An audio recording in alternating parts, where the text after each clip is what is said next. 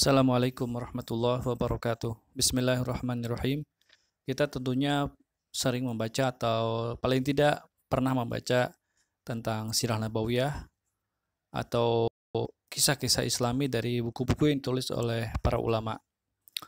Dari sejak masa klasik seperti Sirah Ibnu Hisham atau Sirah Ibnu Ishaq sampai ke masa-masa kontemporer seperti Ar-Rahiqul Maktum yang ditulis oleh Asy-Syaikh Sofi Rahman Al-Mubarakfuri rahimahullah ta'ala. Akan tetapi bagaimana kalau kita membaca Sirah Nabawiyah dari sudut pandang lain? Dalam hal ini adalah dari sudut pandang Kristen Suryani. Pada video kali ini insya Allah saya akan membacakan sedikit atau sepenggal kisah Nabawiyah dari buku Maktabanut Zavni yang ditulis oleh Bar Ibraya. Sebelum kita membahas tentang Sirah Nabawiyah, ada baiknya kita mengenal siapa penulis dari kitab Maktabanut Zavni ini. Beliau adalah Mar Gregorius Bar Hebraius. Ya, jadi Mar ini kalau kita bandingkan dengan bahasa Arab, ya berarti Syekh atau Sayyid ya. Dia gelar istimewa yang disematkan pada seseorang. Gregorius adalah nama yang disematkan atau diberikan oleh uskup ketika beliau diminta untuk menjadi pendeta di sebuah gereja. Bar Hebraius adalah nama populer beliau. Nama beliau dalam bahasa Suryani atau nama asli beliau adalah Bar Ebraya atau Bar Ebroyo. Dalam bahasa Latin, beliau dikenal dengan Bar Hebraius atau Bar Hebraius ya. Sementara dalam bahasa Arab, beliau dikenal dengan Ibnu al-Ibri. Beliau memiliki kunyah. Kunyah adalah nama yang didahului oleh Abu atau Ibnu, yaitu Abul Faraj. Dan beliau juga memiliki julukan atau laqab, yaitu Jamaluddin. Bar Ebraya lahir di Malatya, yaitu wilayah Turki pada tahun 1226 Masehi dan wafat pada tahun 1282 Masehi di Marage atau Maraga di Uzbekistan Timur. Bar Ebraya adalah seorang filsuf, teolog, dan juga seorang sejarawan. Karya-karya beliau diantaranya yang pertama adalah Menorat Qudsiyeh, ini tentang teologi Kristiani. Kitab Az-Zaghli juga sama, ini membahas tentang teologi, akidah-akidah Nasrani. Kemudian Kitab Hudoye ini berisi tentang petunjuk-petunjuk hidup ya, tentang hidayah gitu kalau dalam bahasa Arabnya. Kemudian yang keempat Ethikon. Nah, kitab Ethikon ini berisi tentang adab-adab ya, adab-adab keseharian, misalnya juga tentang akhlak ya, seperti dengki, seperti larangan-larangan dan perintah-perintah atau anjuran-anjuran. Jadi kitab ini sebenarnya banyak terpengaruh oleh kitab Al-Ihya Ulumuddin karya Hujjatul Islam Al-Imam Al-Ghazali rahimahullah ta'ala, karena beliau memang sangat mengagumi dua tokoh besar dalam Islam. Yang pertama adalah Ibnu Sina dan yang kedua adalah Al-Imam Al-Ghazali. Kemudian yang kelima kitab Ad-Yaumna, ini kitab suluk atau kitab tasawuf. Kemudian yang keenam Maktabanut Zavni, dan inilah kitab yang akan kita bahas pada video kali ini. Kitab ini ditulis oleh Bar Ebraya, akan tetapi beliau tidak sempat menyelesaikan semuanya. Beberapa bab di akhir halaman itu diteruskan oleh adik beliau yang bernama Bar Sauma Saufi. Buku ini ditulis dari mulai zaman Nabi Adam alaihissalam sampai dengan kerajaan Hun. Yang ketujuh, Tarikh Mukhtasarid Dual, ini salah satu buku beliau yang tulis dalam bahasa Arab.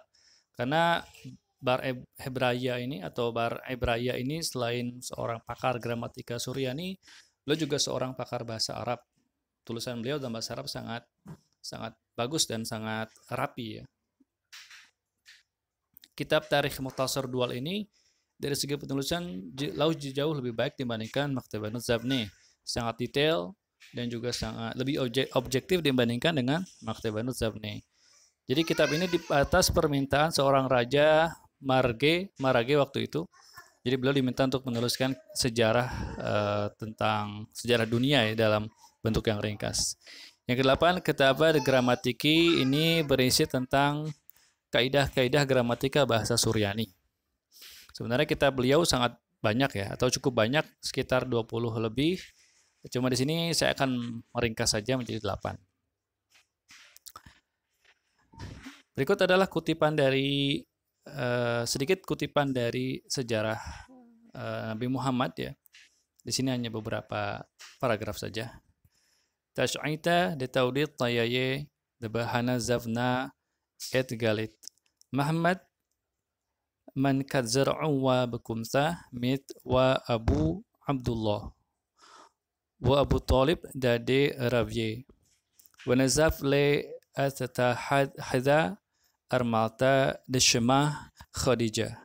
Matul de aintirwat benekse wa ba utrah hade wa al gamle metagirwa waslek men yatreb Madinah madite le Palestini wakad haza le ar'a de Palestini de kahina betavte wa et'ani am judaye nashin we left minhun bayat de taudit de had alaha wa masli nuta de dihlat patekhre yaf lahun alaha ar'ahai demul khana.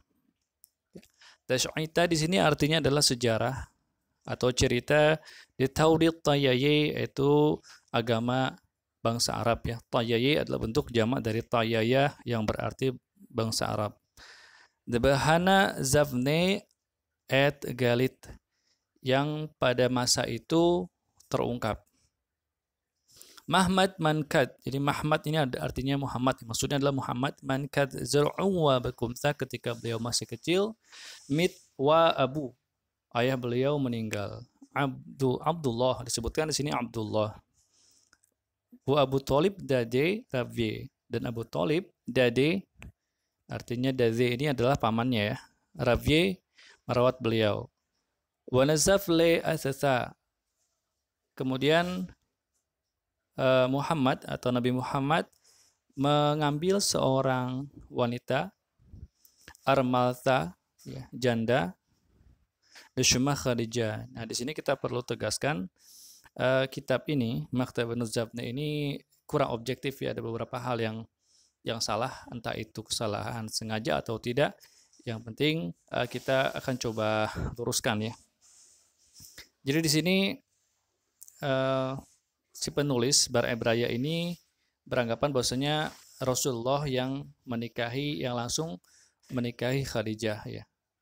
Padahal dalam Sirah Nabawiyah disebutkan Khadijah adalah pertama kali yang suka kepada Nabi Muhammad SAW. Terlebih di sini disebutkan juga matul de atirwat, nah, karena kekayaannya ya, matul de atirwat benekse, karena kekayaannya atau kepemilikannya, harta kepemilikan yang banyak. Nah, Rasulullah menikahi Khadijah ini salah ya, atau keliru. Wa ba'utrah hazi de hazi, dan karena kekayaan wanita ini hazi ya, hazihi perempuan ini, wa al gamle metager wa. Nah, dengan kekayaannya ini dan unta-untanya Khadijah ini, Rasulullah menjadi pedagang. Ini juga kesalahan kedua, yaitu seakan-akan Rasulullah menggunakan kekayaan untuk berdagang. Ya, padahal Rasulullah sudah menjadi seorang tajir atau pedagang sebelum beliau nikah dengan Khadijah radhiyallahu anha. Waslek men Yathrib Madinah. Ini kesalahan ketiga. Waslek men Yathrib Madinah. Dan Rasulullah Muhammad keluar dari Yathrib Madinah, Madite kata kotanya. Nah, disebutkan di sini kotanya adalah Yathrib. Padahal ketika menikah dengan Khadijah, beliau belum hijrah ke Madinah, beliau masih di Mekah. Di sini tidak disebutkan kota Mekahnya, entah alasan apa, langsung disebutkan Yathrib. Le Palestini, dan juga kesalahan yang sama ya, Le Palestini. Beliau berdagang bukan ke Palestina tapi ke Syam. Biasanya Syam itu ketika dalam istilah Islami biasanya mengacu ke Suriah, ya, tepatnya ke daerah Busra ketika beliau berdagang dengan paman beliau Abu Talib. Wakat hazal ar'a, dan tatkala ia melihat negeri tersebut, de Palestini, di Palestina maksudnya, de kahina watafte, di mana tanahnya subur dan buah-buahannya melimpah. Wa at'ani am yudaje Nashim, dan beliau berbicara dengan beberapa orang Yahudi. Wajilef menhon dewayat taudid dehad alaha, dan beliau, kata Bar Ebraya ini, belajar kepada orang Yahudi tentang keesaan Tuhan. Nah, di sini adalah kesalahan, ya, kesalahan umum para orientalis, orang-orang yang tidak mengakui kerasulan Nabi Muhammad, mengatakan bahwasanya Nabi Muhammad belajar dari orang-orang Yahudi, belajar dari orang-orang Kristen. Jadi kita percaya bahwasanya Al-Quran adalah wahyu dari Allah Azza wa Jalla. Menganggap beliau belajar pada orang Yahudi, ya, beliau menganggap beliau belajar kepada Waraqah bin Nawfal dan lain sebagainya. Ini kesalahan yang umum, ya, dilakukan oleh para orientalis. Wa maslanuta, dan belajar tentang penolakan dedahlat petakhre, penolakan penyembahan berhala.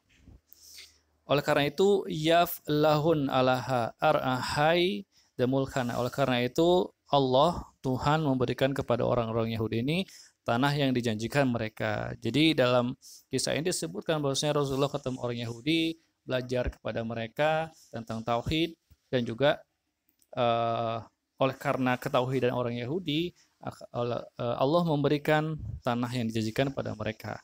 Ini jelas salah, tidak sesuai dengan fakta sejarah dari sudut pandang Islam ini. Insya Allah pada video berikutnya kita akan bandingkan tulisan Bar Ebraya Maktabah Nuzhavnain dengan tulisan lainnya, yaitu Tarikh Mukhtasar Dual, yang jauh sangat berbeda dari tulisan beliau dalam Maktabah Nuzhavnain. Wallahu a'lam bishawab.